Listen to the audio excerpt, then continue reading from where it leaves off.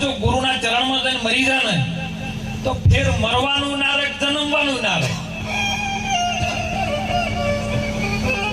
એટલે આવા ગામની અંદર એક કથા એવી ચાલે રહે, મહારાજ બધા ગામના ભેળા થયા કે મહારાજ જબર સત્સંગ કરે છે ને આપણે એમને બોલાવો.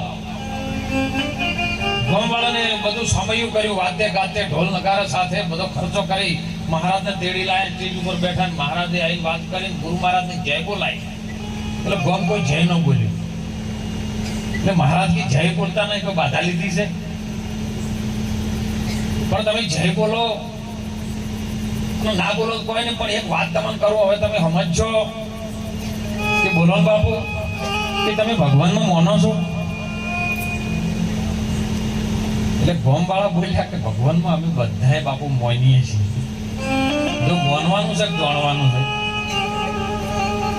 કે અમે બધા ભગવાનને માનીએ છીએ. ગુરુ મહારાજ કીધા જો તમે ભગવાનને માનતા હોય તો હવે મારે કોઈ કહેવાય જેવું રહ્યું નહીં, બધા માનો જ છો. સત્સંગ પૂરું કરી નાખે. ગોમવાળા ક્યાં તો ખર્ચો બાતલ ગયો, ફેર બીજા દાડ બોલાયા. ગોમવાળાને હમ કર્યો કે આપણે આજ બધા ના પાડો. ગુરુ મહારાજ એમ કે ભગવાનમાં માનો છો આપણે બધા ના પાડો. ગુરુ મહારાજે ફરી સત્સંગ ચાલુ કર્યો. બીજા દિવસ કે તમે ભગવાનમાં માનો છો લ્યા? કે ના બાપુ. તો કે નહીં માનતા યાર મારે કહેવું શું થાય? સત્સંગ પૂરો, ખર્ચો બાતલ ગયો. પણ આઠીલામાં માણસો હતા કે બાપુ નજીકથી કી વખત લાવેલા ભલે ખર્ચો થતો. ત્રીજા દાડે ફરી બોલાય, વાતે ગાતે સમય સ્ટેજ ઉપર બેહાડ્યા કે મહારાજે કીધું તમે ભગવાનમાં માનો. એટલે ગોમવાળાને પહેલા દાડે કીધેલું કે આપણે અડધન હા પાડવાની ને અડધન ના પાડવાની. અડધું ટોળે આટલો બહુ કરે કે હા અમે માનીએ છીએ, અને અડધા કે અમે નહીં માનતા. તો કે આ ના માનતા યા મોને ઈજા કહી દેજો, મારે ટાઈમ બગાડવો. વાત ભાવાર જ કયો થાય છે સાહેબ કે સંતોના એક એક શબ્દો છે ને સાહેબ, જો કદાચ તમારી સુરતા રૂપી ધાગો તમારી પાસે હોય ને અને મન જો એકત્રિત એકાગ્રતામાં આવી જાય, આ બધા ઠપકા મનના છે. એકાગ્રતા જે સુખ જોઈએ છે આ વિશ્વની અંદર, એ સુખ સત્સંગ સિવાય બીજે કોઈ મળે એવું નથી સાહેબ. ગાય તો ગાડા ભર્યા, આખલા દોડ્યા હદળ. આ ભેદ સાર સમજ્યા ને રહ્યા હવારી હદળના બધાને. આપણે ગાડીમાં જ વાત થઈ હતી કે અમને ભજન આવશે મનખા જેવો ટોણો વાલીડે હા નહીં મળે. આ બધાને ખબર છે કે મનખા જેવું ટોણું વાલીડે નહીં મળે, છતાં ઈ નથી મળવાનું નક્કી થઈ ગયું છે. તોય આપણી માર્ગે એ જ માર્ગે ચાલીએ છે, માર્ગ બદલતા નથી. કેમ? કારણ કે સત્સંગ વિના મન સુધરે નહીં, ભલે સુરતા તળે આસમાન. સત્સંગ સિવાય આનું સુધરે એવું નથી. એટલે મહાપુરુષો કેવલ તું કયો છે એની ઓળખાણ કરવા માટે સદગુરુની આ દુનિયાની અંદર આ સૃષ્ટિમાં જરૂર પડે છે. મારા બાદે હમણાં વાત કરી હતી કે હમણાં સાખી બોલે નથી કે સંત દેખી નમન કરીએ ઝપટ નમાવીએ શીશ, પણ હરમ જો હીરા નંબા દાતા હોય તો સાખી બોલે ખરા, પણ એ જય ગુરુ મહારાજ કરવા ના આવે. અને ના કરવા આવે એનું કારણ છે, કારણ કે ઓબા ઉપર કેરી કાચી હોય ને એટલે પછી એનો વજન થાય, પાકી થાય એટલે વજન થાય, એટલે ડાળું ઓબાનું નમે. શિવરામ લીંબોળીઓ કાચી આવીને બહુ પાકી થાય એટલે વજન થાય એટલે નમે, પણ એરંડાની માળ ઊભી આવે ના નમે કોઈ દાડો. એરંડાને ખબર છે કે અમે અંદરથી પોલા છે, અને પોલો ના નમે, પોલો નંબા આવે તો ભાગવા બેઠા તરત ભાગી જાય. પણ ભાગીને એમાંથી બીજો દાગીનો તમારે ઘડે ને એ મૂર્તિ બની જાય સાહેબ. અને એટલે મહાપુરુષોએ કીધું ને કે અહીંયા જોઈ છે એ સાચું નથી. એ જો હમણાં એમ બોલવા માંડે ને પેલા પેડા આ બાજુ મેલો ના નાળિયેર આ બાજુ મેલો, 10 ની નોટ મચડીની મેલતા હોય ને એમ કે મચડીની નોટ કેમ લાયો છે, એ મૂર્તિ બોલવા ચાલુ કરે તો એ બંધ થઈ જાય એમ છે. પણ નથી બોલતું. એટલે મારા ગોરખનાથને કેવું પડ્યું મનસા માલણી, એ ગોરખ જાગતા નરને સેવો, અને જાગતા સેવો તો મળે નિરંતર દેવો. જેનું અંતર ન પડે એવો નિરંતર તારી અંદર હે આત્મા છે, અને એ મને મળી જાય, જેમ છે એમ મળી જાય. મળી ગયા પછી તમને આનંદ આવે ને અલગ છે. કંકણ દઈને પથ્થર ઘડ્યો અને ધર્યો છાતી પર પાવ. અરે એ દેવ જો હાથ હોય તો ઘડને વાલે કો પેલું ખાવ. મનસા માલણી ગોરખ જાગતાન સેવો. આ બધા શ્રી નહીં જાગી રહેલા છે. અહીં મળી જાય સાહેબ. જે જોવે ને વિશ્વના ઇતિહાસમાં તપાસો તો ખરો.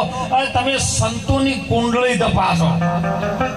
જે સંતોના વાત ઉપર પકડવા છે ને એ સંતો વહે જે રહ્યા ઈ રહ્યા તર્યા, બાકી નથી તર્યા. તરવું હોય તો અને એટલે હજી પાટીલ નતું કીધું ભગવાન શ્રી રામદેવ પીરે ને જે આ ધર્મનો સદગુરુ પરમાત્માજીને કીધું ઘરજી ભક્તિ કરવી હોય તો, ના કરવી તો મારા કોઈ નહીં. ભક્તિ કરવી હોય તો તમે આ આગમ ભેદ ગુરુનો પડ્યો છે ને એને તમે જાણો અને ગુરુના વચને તમે હું કહું એ ગુરુના વચને ચાલો. ધર્મ છે જૂનો અનાદિનો જે ધર્મ છે આપણા મહાપુરુષોનો છે. સનાતન ધર્મના જે ઋષિ મુનિઓ છે આ બધા એના એ જ છે સાહેબ. એ ઋષિ મુનિઓનો ધર્મ એ ધર્મે તમે ચાલો અને એ ધર્મે જો આપણે ચાલશું તો આપણું કલ્યાણ થાય એવું છે.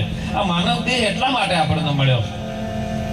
માનવ બનવું જરૂરી છે સાહેબ, પણ દેહ દશા જ્યોતિ નહીં મટે ને તે ઉદ્યારી વાત સમજાય એવી. દેહ દશા સંતો મટાડે છે, પણ આપણે સંતને બાપુએ સુંદર વાત કરી મહારાજે કે તમે સેજને અડવા દેતા. પેલાની ઘોડી કે પેલો ગામની અંદર એક જણાનો ધંધો નતો અને એવામાં કોઈ આવા મહાપુરુષ તો થઈ નીકળ્યા કે બાપુ કોઈક એવા આશીર્વાદ આલો ને જેથી મારી રોજી રોટી ચાલે ને ધંધો જોરદાર ચાલે. ગુરુ મહારાજ કે તો એવું તો મારી પાસે નહીં, અને એવું હોત તો હું જ હોય જોડી લઈને ફરતો ના હોત. પણ મારા ગુરુ મહારાજ એક પારસમણી આલી છે ને એ તને આલું. એના પર તો વિશ્વાસ રાખે નિષ્ઠા રાખે ને તો એમાંથી તારું કલ્યાણ થાય એવું છે. પારસમણી જો કદાચ લોટાને ગાડી દે તો કંચન થઈ જાય એવું છે. લોટા જેવો માણસ હોય, કોઈ વિચારધારા ના હોય, જેનું મન કામ ન કરતું હોય ને એવો મન નો હોય, પણ પારસમણી આ સંતોના શબ્દની જો અડી જાય ને તો એમાંથી કંચન જેવો થઈ જાય એવી વાત. એટલે આલી પણ કે હું 3 દિવસ પછી અહીં આવ્યો, 3 દિવસમાં તારે મને પાછી આપી દેવી પડે. પેલા આલી ગયો એટલે આવ્યો એ વિચારવો પડ્યો કે પારસમણી લોઢા ને ટાળે એટલે હોનું બને, કંચન બને. તેઓને અમદાવાદ ફોન કર્યો કે ભાઈ લોઢું શું ભાવ છે? કે 60 રૂપિયા છે.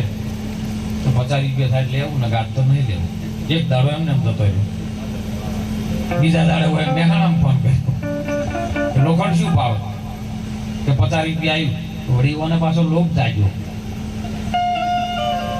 40 થાય લેવું ને નહીં લેવું. એમ કરતા કરતા ત્રીજો દાડો થઈ ગયો, 12 વાગવાનો સમય રહે છે. મહારાજ તો જે હતા એ ત્રીજા દાડે વળ્યા. સરપંચનું ટ્રેક્ટર બોલાવી દાડે બપોરે સરપંચ આજ તો ગમે ભાવ હોય પણ આપણે લઈ દેવું છે ને કે આજ બાપજી 12 વાગે તો આવી જાય અને આ આલી છે ને વસ્તુ એ પાછી લઈ જાય ને આપણું કોઈ કોમમાં નહીં આવે. સરપંચ ટ્રેક્ટર લઈને આવી ગયો. સરપંચ ટ્રેક્ટર લઈને આવ્યા અને એવામાં કે બેહો ચા પાણી કરીને આપણી નીકળી. ચા પાણી કરવાનો સમય વાતે વળી જાય. એમાં 12 વાગી ગયા. મહારાજનો ગુરુ મહારાજનો સમય આવી ગયો ને ગુરુ મહારાજ જે બોલ્યાથી પ્રમાણે 12 વાગે આવી ગયા. તે લાય તને વસ્તુ આલી હતી પાછી લાય. કે બાપુ હજી તો જો એડાડી જ નથી. કે જેમ 2 દાડા ભાવ પૂછવામાં જ રહ્યો. આ વાત જો આવે છે કે બધા ભાવ પૂછવામાં જ રહેશે. બાપુ કીધું મેં કે બધું ભાવ પૂછવામાં રહેશે. કેમના સસ્તો ગુરુ મળે? અરે જેવું ગોતો એવું મળે. જેવું સસ્તું ગોતો પછી વસ્તુ સસ્તી જ આવે. મોઘા મોઘા મોતી મારા દલની અંદર છે કે હવે બનાવટી દીવડા તો કરે. બનાવટી દીવડા હવે શું કરીએ સાહેબ? હે અસલ દીવો તો મારી અંદર પ્રગટ છે. ગુરુ મહારાજ કે લાય ભાઈ પારસમણી 12 વાગ્યાનો સમય જતો રહ્યો. પણ કે બાપુ હજી જો અડાડ્યું નહીં. કે મૂર્ખા સમય જતો રહ્યો. આ ટ્રેક્ટર પડી ગયું સરપંચ નું એને અડાડવી હતી. અડવા જ નથી દીધું સાહેબ. એટલે સત્સંગમાં તો સાહેબ અમને આજ આનંદ આવ્યો છે ને કારણ કે અમે તો સત્સંગના પ્યાસી છીએ. ગીત ભજન તો આશી રાત વાણીઓ બોલો તો અમને તો જણ કેસેટ ચડાય એવું લાગે. જરૂરી છે, માધ્યમ જરૂરી છે, માહોલ ભેળો કરવો જરૂરી છે, પણ જ્યાં સુધી વાણીનો શબ્દ ને સાર આપણને જીવનમાં આનંદ ન કરે ને એવું બીજું કોઈ ન કરી શકે. આનંદ પ્રગટ કરવો જમતમ વાત નથી. એટલે વિશેષ આપણે સમય નથી લેવો. મહાપુરુષોના આ જે શબ્દો આવ્યા ને જીવનમાં કંઈક સુધારો લાવવા માટે પ્રયત્ન કરજો સાહેબ.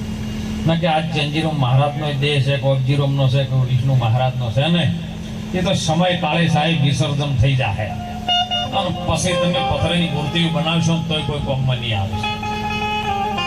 અને આ સંતો કેમ કે છે, કેમ કે એનું અંતર બળે છે કે કંઈક અમને અંદરથી જીવ જો કદાચ સારા માર્ગે જતો રહે અને માર્ગ જો સંતોનો પકડી લે ને તો એનો ઉદ્ધાર થઈ જાય, બીજું કોઈ નહીં.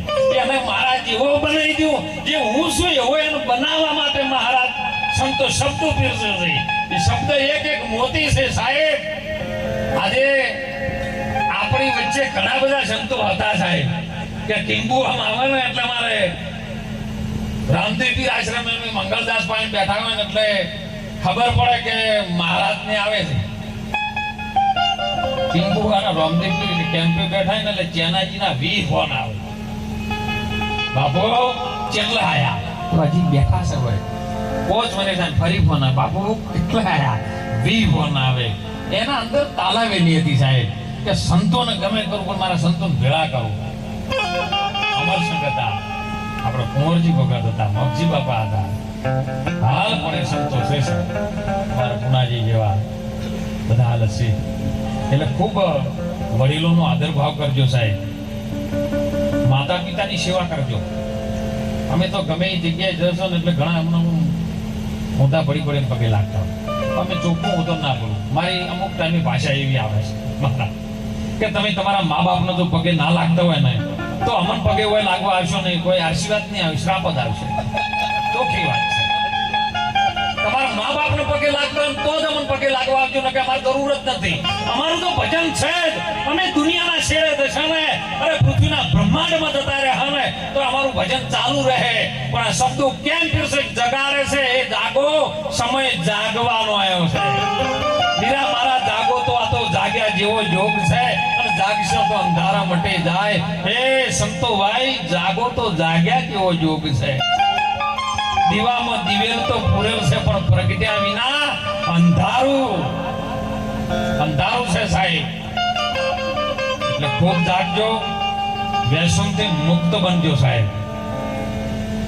વ્યસન જ્યાં સુધી શરીરને એક પકડી રાખશે ને ત્યાં સુધી તમે બંધનમાં છો. કોઈ પણ નાનું એવું વ્યસન હોય.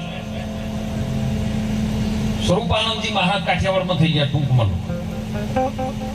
દિગંબર શાખાની અંદર હાથમાં બેઠેલા હજારો સંતો આવીને ભેળા થઈને બેઠા છે ભક્તો. અને એમાં કોઈ ભક્તોએ 50 રૂપિયા મેલ્યા, કોઈ 100 મેલ્યા, કોઈ 200 મેલ્યા, ભેટ પૂજા ચરણ ધરી સ્વરૂપાનંદજી મહારાજ બેઠા હતા દિગંબર અવસ્થાની અંદર. અને એમાં એવો એક દોઢ ડાયો આવ્યો, કોઈ જીતો પાછો. એ આવીને બેઠો ને બાપુ ચરણ વંદન કર્યા. બાપુ થાળમાં રૂપિયા ઘણા છે. બાપુ કે ભાઈ મારા માટે તો કાગળ છે,